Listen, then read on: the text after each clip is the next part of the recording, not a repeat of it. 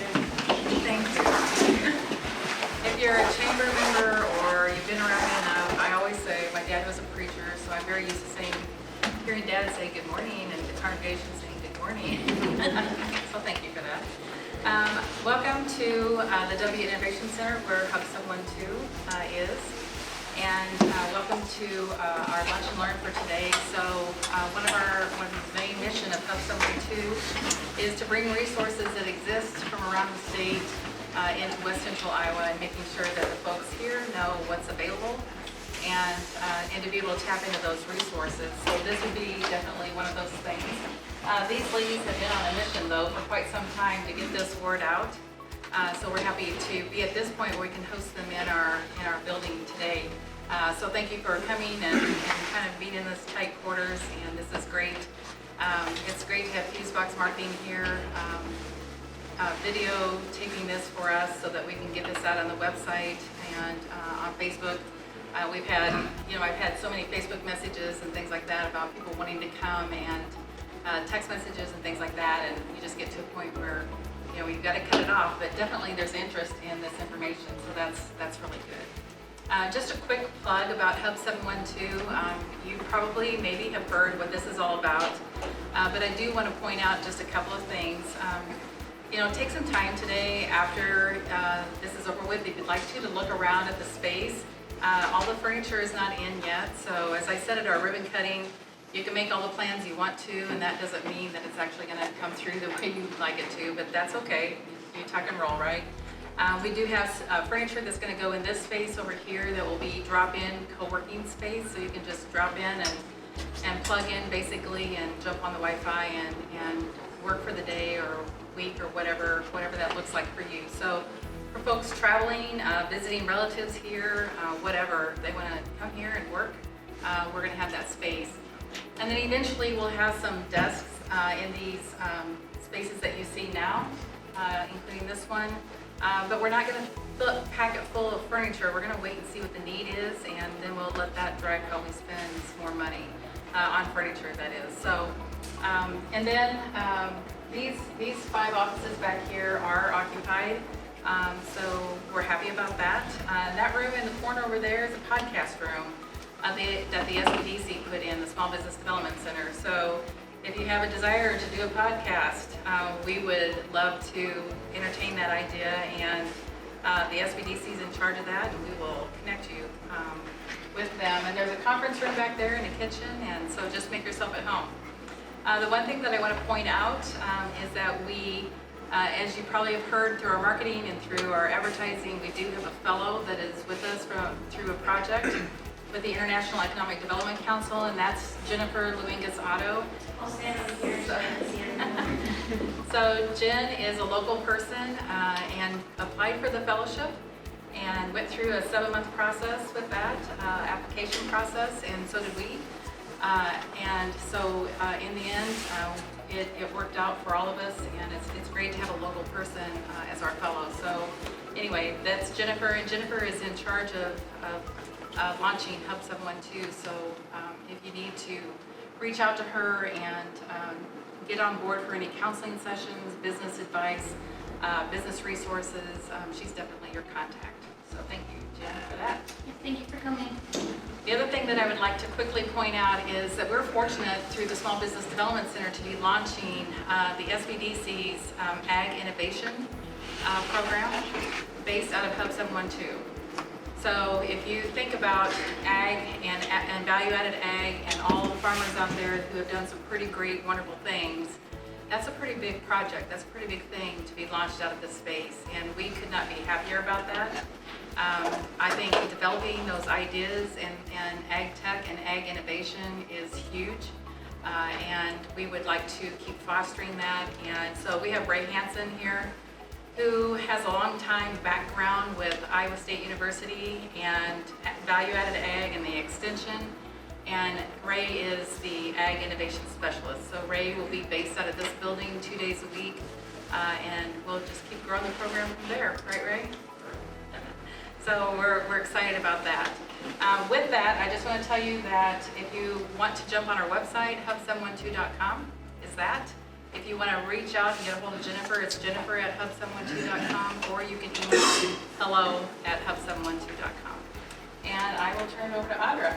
Okay, before we do, I want to introduce one of our SBDC directors, Kirsten. If you want to go ahead and tell a little bit about yourself. Thanks so much for being here. I'm Kirsten Case-Buller. I'm the Regional Director with the North Central Iowa SBDC office. So we cover 6 of the counties that Hub 712 provides support and services to, and I serve 13 counties total. So my office is out of Fort Dodge, but I also have office hours out to the counties that I serve. So when I'm here, I'll be actually here in one of these spaces, meeting with clients. But if you're not familiar with SBDC, we provide confidential, no-cost business coaching, technical support.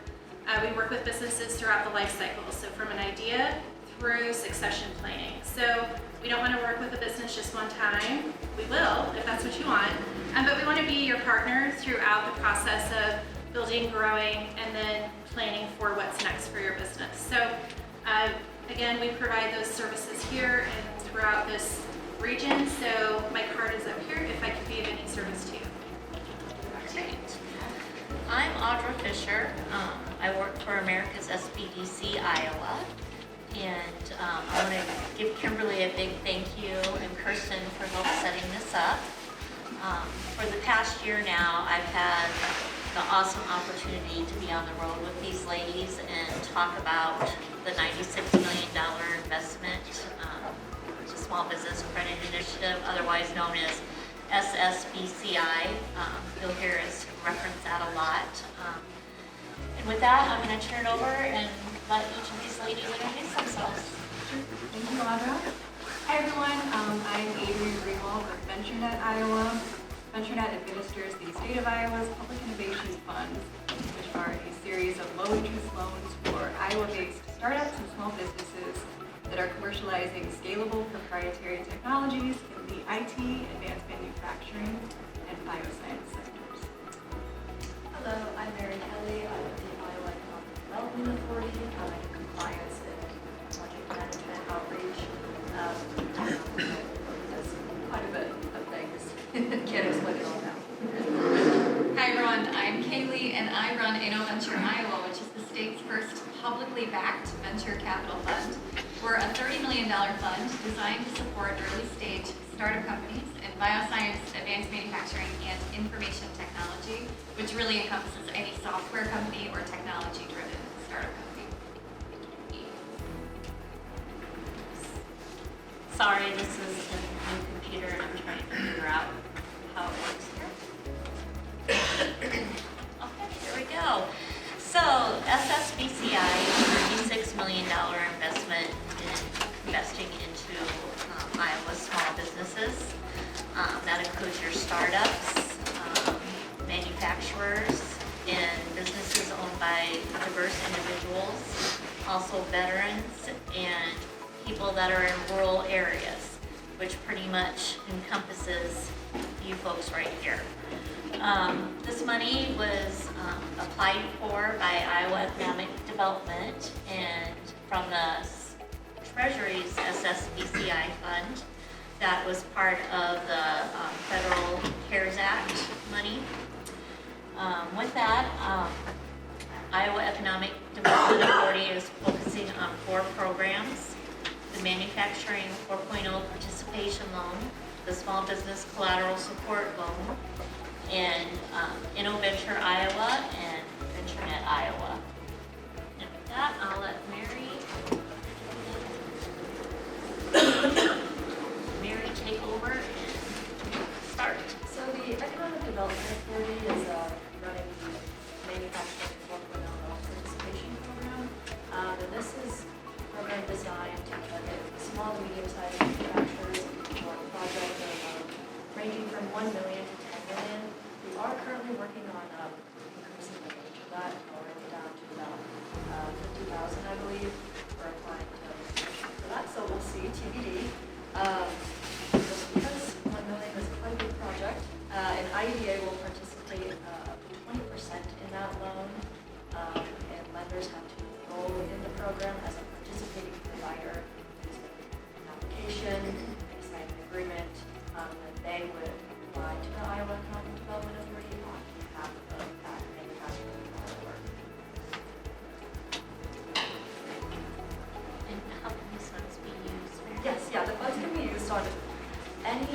manufacturing 4.0 project, so for equipment, software, even real estate expansion or construction in order to enable any of those improvements to happen. So it's pretty broad. And if you're familiar with the 4.0 grant program from the past, it's similar projects to that, but not as precise in what these funds are.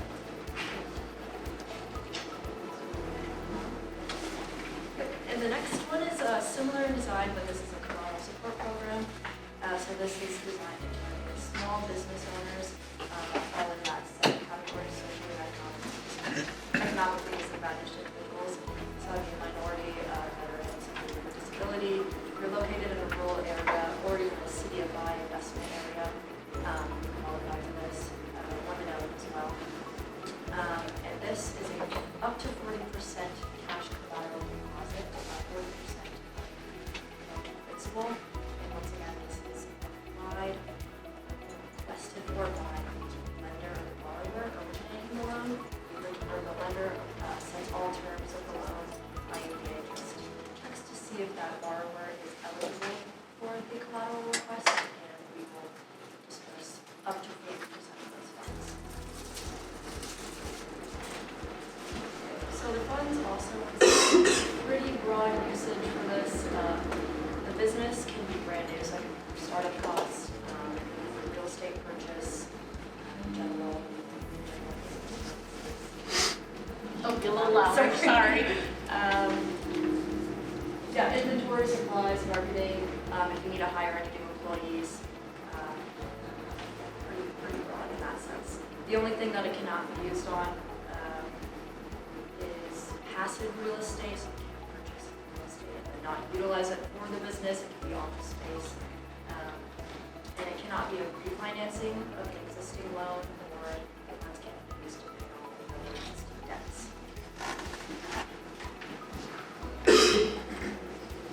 I think we have a few lenders here today, so I'll let Mary talk about the lenders here. Yes, could you raise your hand if you're a lender or work at a bank? Okay, I wonder if I maybe have talked to you guys before, but most of the information is relevant to you as we are applying. Or as a borrower, from their perspective, it's just passing the loan from you. They don't interact with the IED at all. So the first step you would have to do is enroll in the program. So you 5-minute application to see if you're eligible in Iowa and legitimate. And then we'd send you an agreement, and that would be good for all transactions under the program. And it also is not binding. It doesn't hold you to make any transactions under the program. It's basically just a tool in your toolbox. There's no fees associated with signing up or being a part of the program. The only fees that exist are upon each individual transaction, and that can be passed on to the borrower.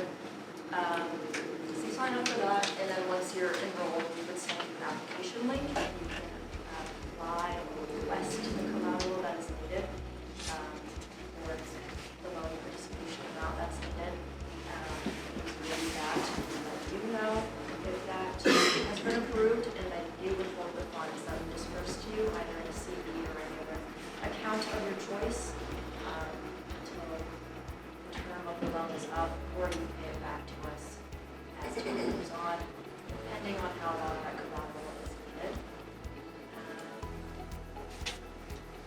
We covered all that process. Do you have any questions about that part as a lender?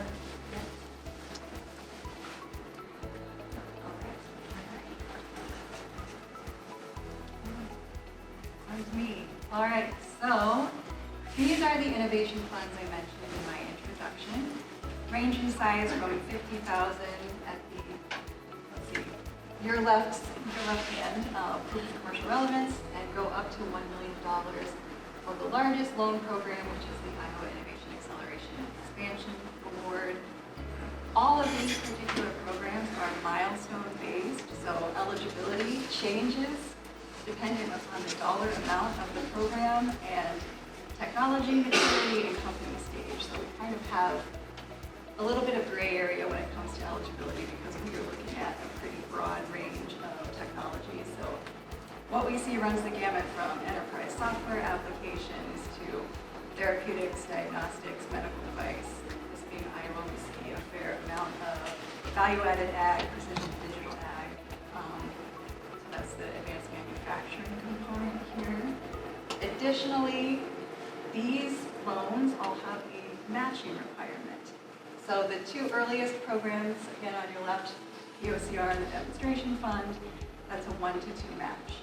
So if you're applying for $50,000, you need to come to the table with $25,000 unspent new dollars. The other three programs on the right-hand side, it's 1-to-1.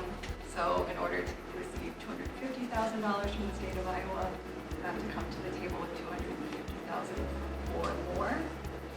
These programs really all align with the various fundraising stages that companies go through as they're advancing down the commercialization path.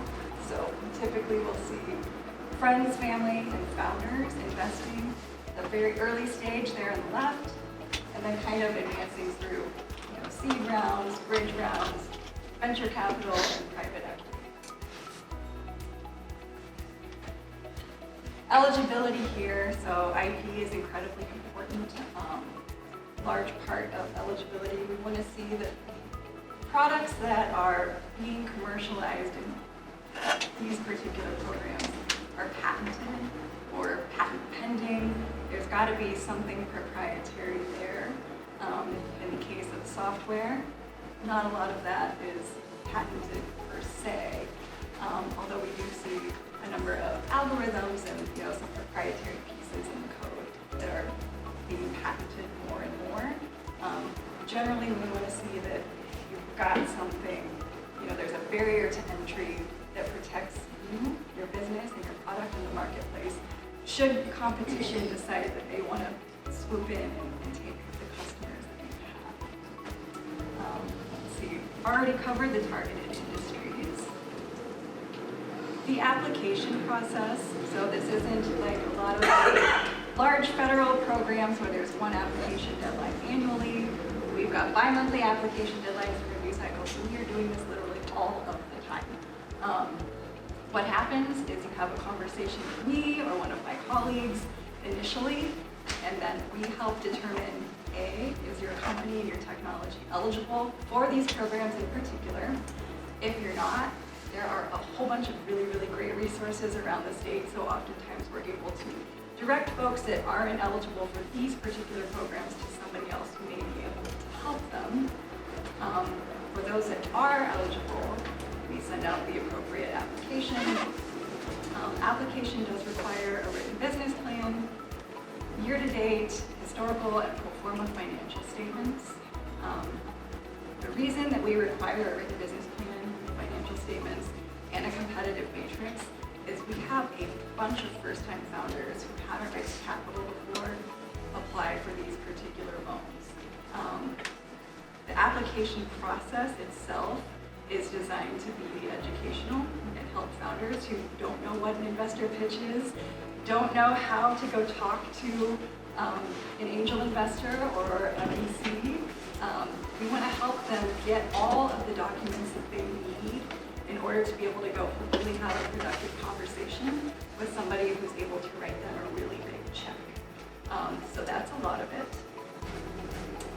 Essentially, what we do once we get the application back from the company, we have a database with several hundred people in it. Ray is one of them. We call on him quite frequently to serve as a panelist. We pull together a group of between 4 and 6 individuals. If you're familiar with Shark Tank, it's kind of similar to Shark Tank. We want people with a diverse variety of perspectives, looking at the company, the project, and the opportunity. So it wouldn't make sense for us to pull together a bunch of med tech people to evaluate an ag. We want people with relevant backgrounds and expertise to be evaluating the technology and the market that the company is attempting to enter. There is an evaluation for each program. That evaluation is completed by the group of panelists that are selected to evaluate the company. The evaluation becomes a supplemental piece of the application. All of that information then goes to the Technology Commercialization Committee, I'm almost done, I promise, or the SSBCI committee. Those are the committees that have the fiduciary responsibility to to recommend funding or deny anyone that applies to these particular programs. So all in all, from application submission to award decision, 8 weeks. Companies that are approved for funding start contracting a week or two after that award date and can expect to see funds in hand, 4 to 6 weeks later. So about 12 to 16 weeks in total.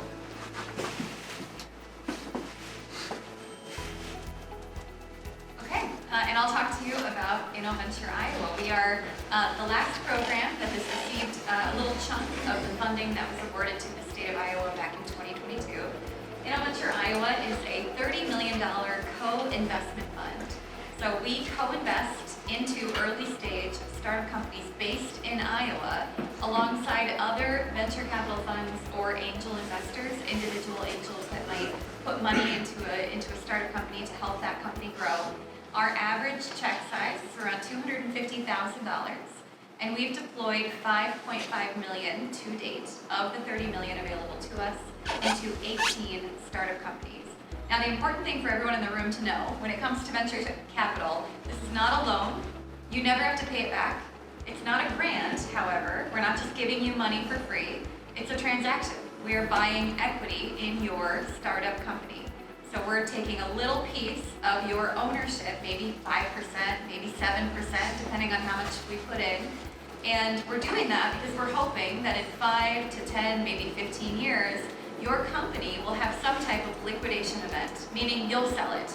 Either you'll go public, you'll have what's called an IPO, you'll ring the bell on Wall Street and your shares will go public if you can buy them, or you'll get acquired by a larger company for a set price that you agree on, or maybe even you'll merge with another complementary product or service.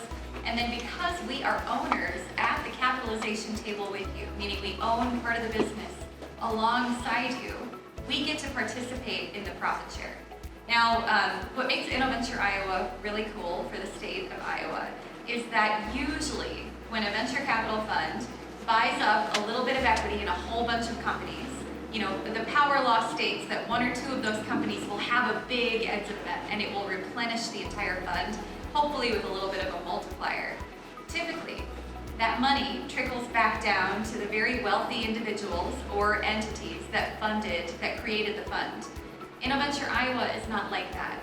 Any money we make from any successful outcome of any startup that we invest in today, whether that happens in 10 years or 15 years or even 20 years, that money gets recycled back into the container that is InnoVenture Iowa to be redeployed into our state's ecosystem, into our founders. And so if you think about it, eventually this fund will be built by and for Iowa entrepreneurs. And if I do my job right, I won't be the first and last investment director of InnoVenture Iowa. So we are meant to be an evergreen fund, a permanent and positive fixture in the ecosystem designed to perpetually support Iowa startup companies. Okay, so who qualifies? Well, we're really similar to Adrian's program in that we're looking for early stage companies with tremendous growth potential. We also want to see that there's some proprietary ownership of whatever the technology is. So if it's a software company, who wrote the code? Hopefully it's you and you own that code base. If it's a product, like a manufacturing product that you've created, you've invented a new product, we want to see that you either own or you have a plan to own the patent or the ownership of that product. Because at the end of the day, that's what gets sold. That's the value of the product, and so we want to be sure that you own it so that you then have the right to sell it when and if that day should come. We're a co-investment fund, so we can't do what's called leading around. Typically, when you go out to raise, let's say that you want to raise $1 million, and in order to do it, you're going to sell 20% of your company. Typically, you would shop a term sheet to find a lead investor. And that lead investor, all that means is that they put the first money in on that $1 million round, and they set the terms of the round by evaluating your company. So a lead investor will typically say, okay, we think your startup is worth $4 million. We're going to put in $500,000 on this particular $1 million round. Then InnoVenture Iowa would come in after your lead.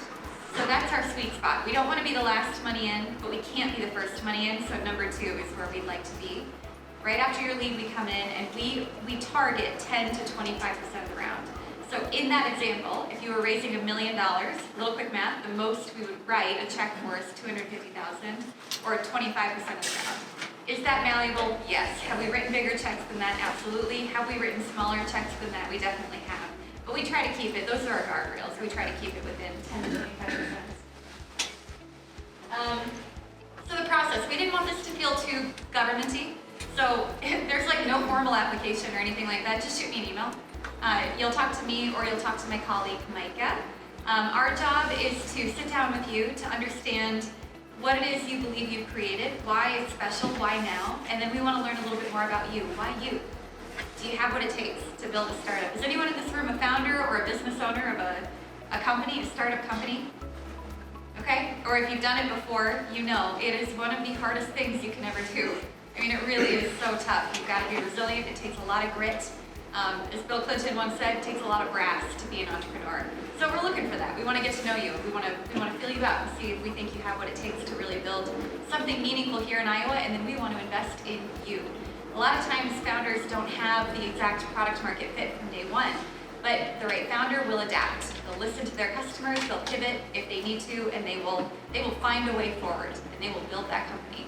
So that's the process. And then once we hear your pitch, we love it. If you have a lead investor, things can move really quickly. We'll try to get the diligence from your lead investor to help inform our own recommendations. Sometimes I'll back channel with Adrian to see if she has a SWOT analysis on file with your company, or if I can get the application materials from your application to VentureNet if you've applied for that funding. And then we put together a recommendation, and I have no fiduciary responsibility over the $30 million. My job is to recommend investments to a committee.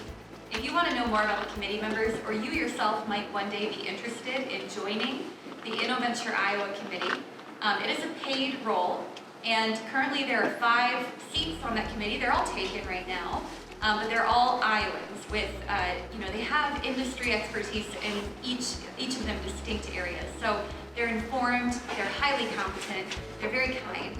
And when I bring recommendations to them, they often want to meet the founders, so we'll hear your pitch over Zoom, and then they vote up or down. Should we invest? Should we not invest? So they have the ultimate say. I'm like the gargoyle at the entrance, but they are ultimately the ones who write the checks that fund the company. So like I said, we've invested in 18 companies. We've deployed $5.5 million. We're moving on. We're deploying about $1 million every quarter in early stage funding. Now we get to come to my favorite part, the Small Business Development Center.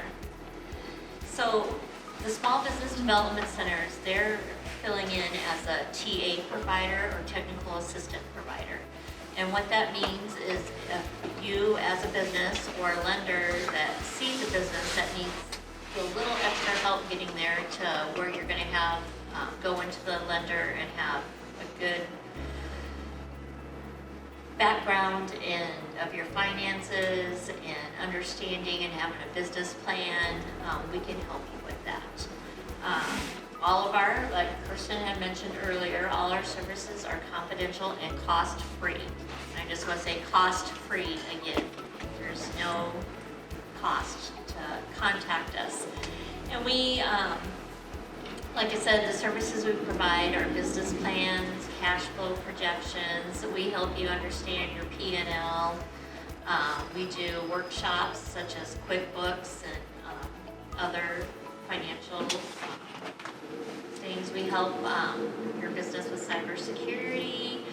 We start from, like Kirsten said, from the very beginning of your business, helping you up and get going, helping you file your LLC, all that good stuff, or your S Corp. We're here to help your business at any stage, beginning, the middle, and to when you're ready to transition out of it. We have 15 regional centers, and I need to update this because of Bray now, but we also have a technology center. We have the World Business Innovators. We have a great guy, Mitchell, who is our tech person.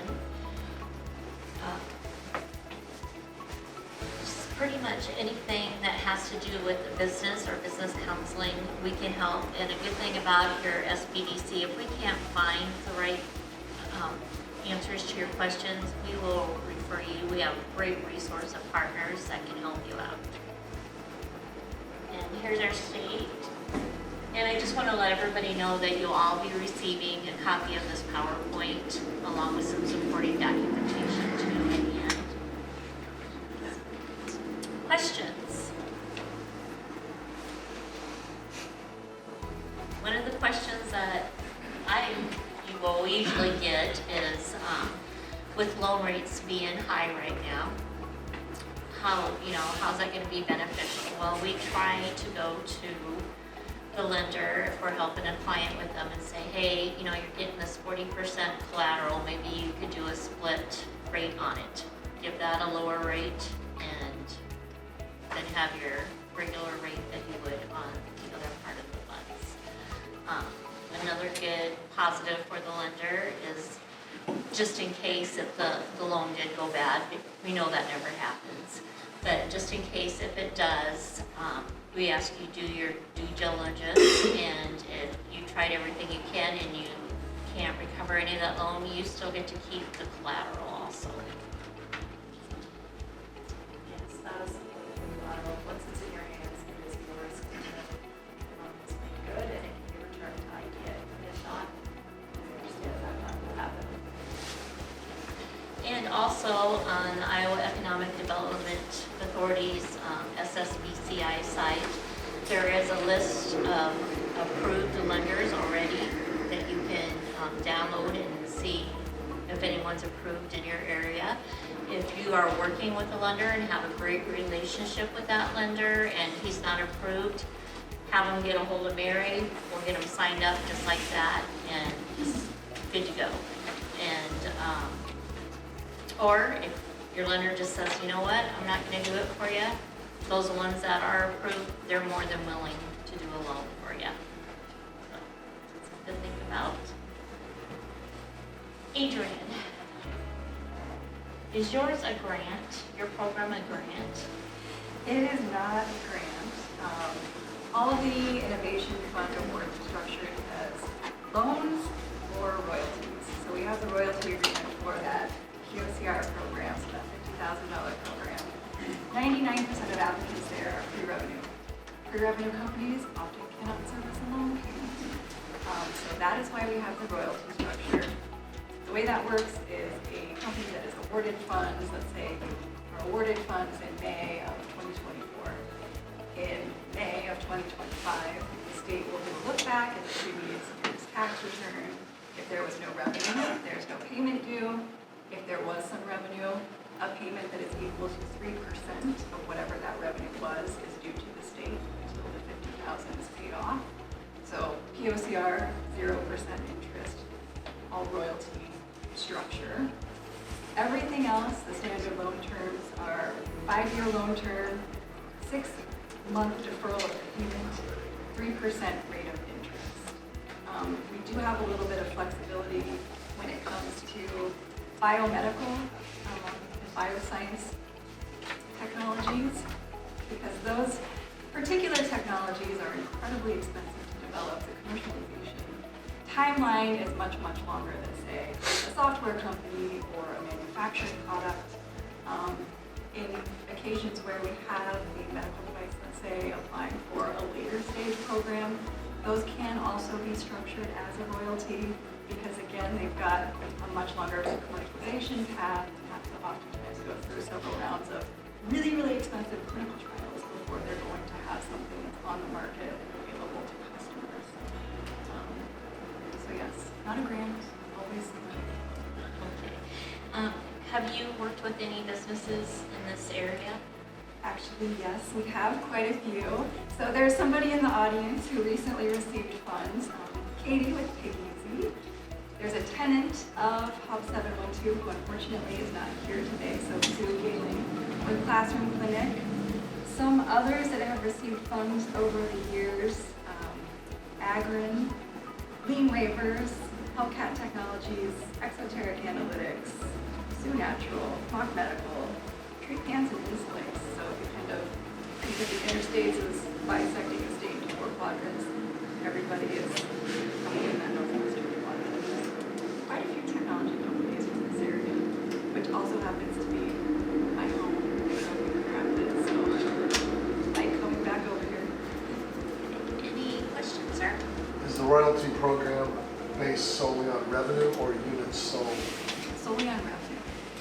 oftentimes we'll have people ask if, pitch competition winnings or other grant funds received count as revenue.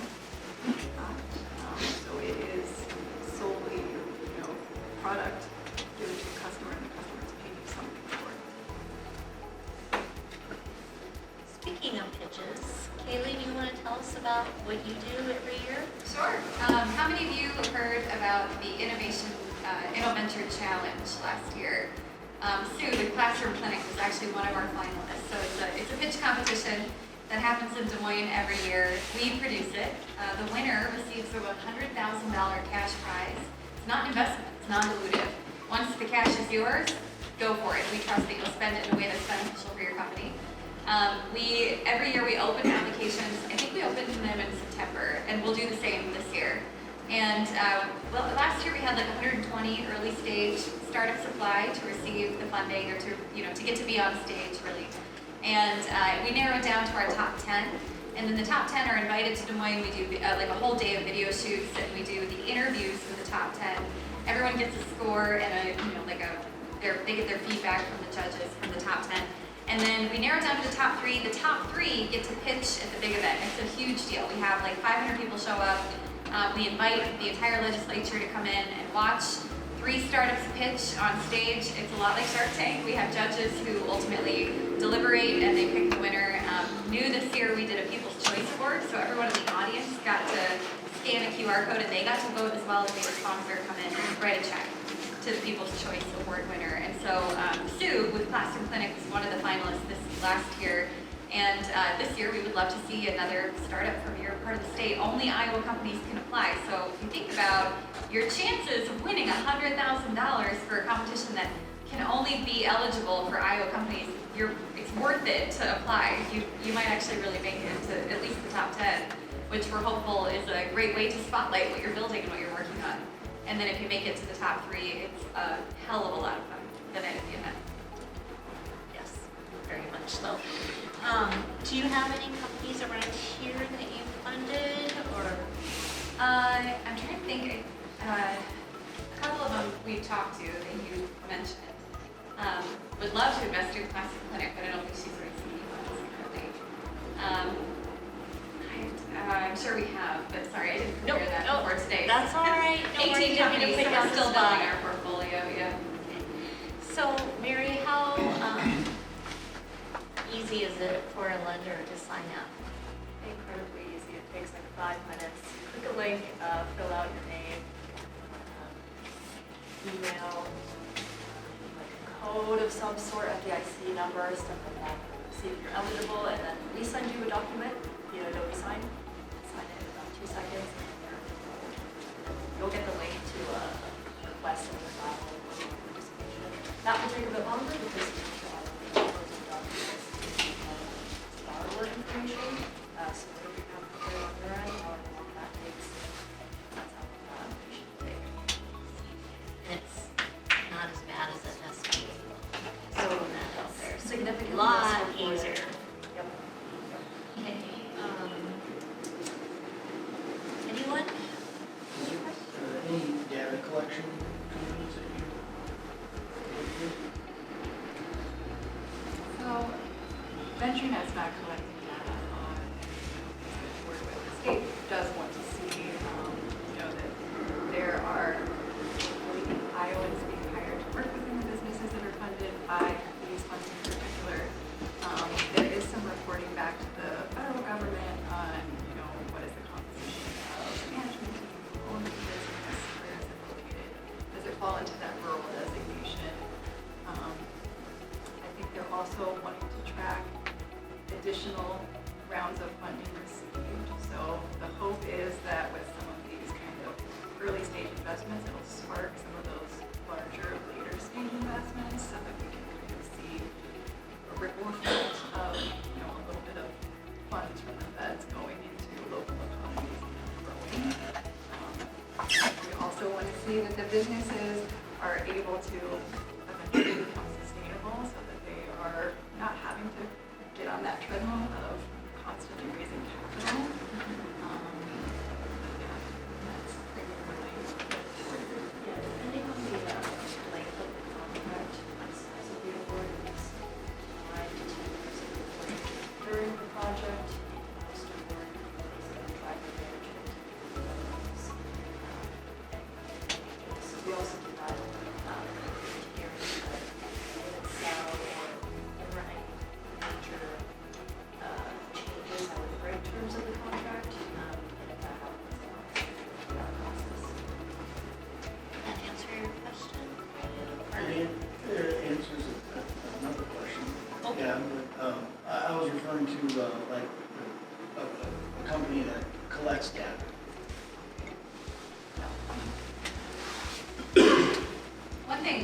I'll just throw out there, because it's tangentially related to what you said, but I think it's worth sharing with you here today.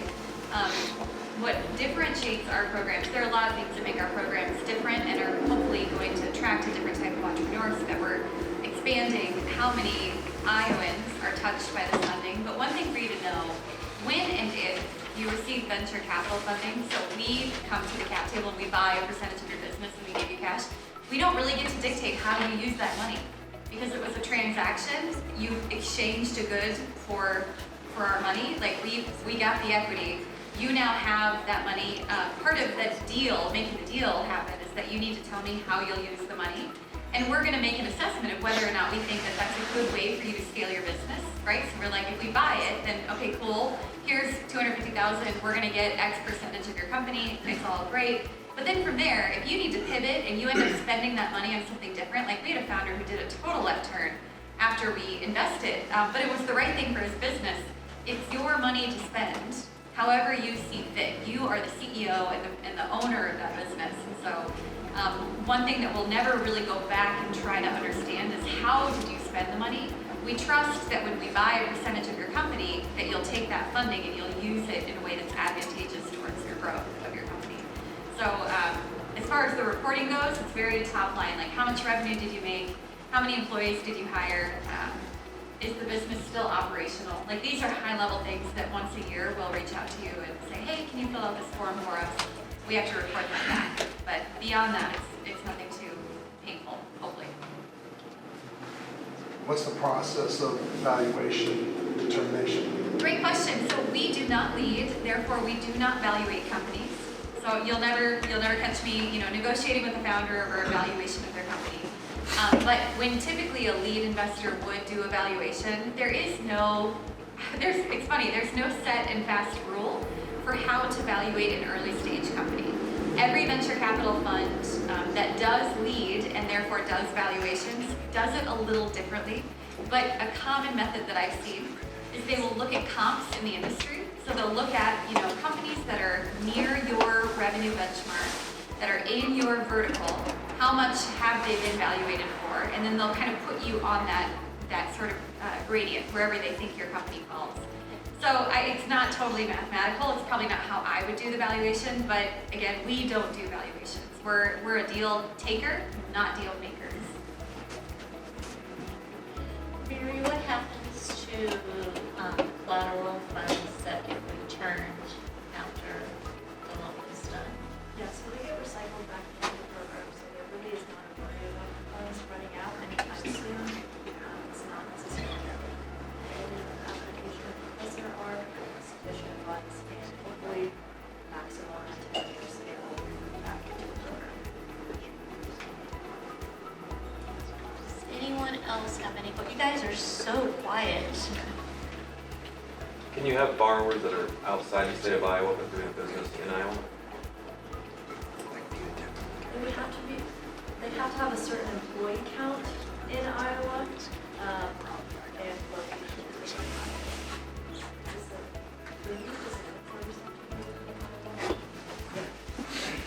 Education in Iowa, yes. We're a little more flexible with our program. You have to have a significant presence in Iowa, so like at least one co-founder in Iowa, or make the case that you have significant operations in Iowa. But we have a little bit more flexibility in how we define an Iowa startup that we invest in. Any other questions? Definition of a startup. If an existing company does a spin-off Yeah. with a new product, it's still under the umbrella of an established company.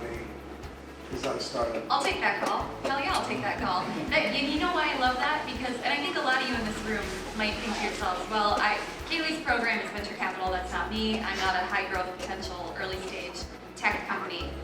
If you know how to run a business, you know how to scale a business, a small business, whether it's a cupcake shop downtown or a retail business, you understand the fundamentals and the foundational building blocks of developing something that is scalable, that is sustainable. You have that owner mindset. Those are the people who are the most likely, if they were to spin out, like let's say a subsidiary of that company that is an app, or something that does have tremendous growth potential, you're likely to know how to build that and really get that thing up off the ground. So at the end of the day, I would say we are looking for, of course, high-growth, scalable companies that have some proprietary IT. But if it ends up being a spin-off of an existing business, we would have to talk architecturally about how you do that, so that if that company were to be acquired, we would still own a percentage of that, and we would get paid, right? But yeah, I would absolutely take that call. Any other questions?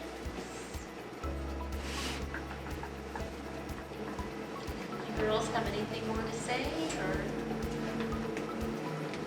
There's often a lot of lender questions, so feel free to reach out to me and talk about specific situations and scenarios. I've also included all the contact information. And like I said, you will get that. We do have those little business cards over there, so if you're a lender and you want to know how to apply, you click on the QR code and take you to IDBA's site, and then if you scroll down the lenders, and if you're interested in more programs, you would scan the other side if you're a business, and it'll take you to the site too. So People that include FAQs and info sheets on all the programs, as well as those application links. we're here if you want to come up and talk, ask something that you don't want to say out loud now, that's fine too. Otherwise, thank you for coming, and again, thank you for Hub 712 for hosting this along with Kirsten, and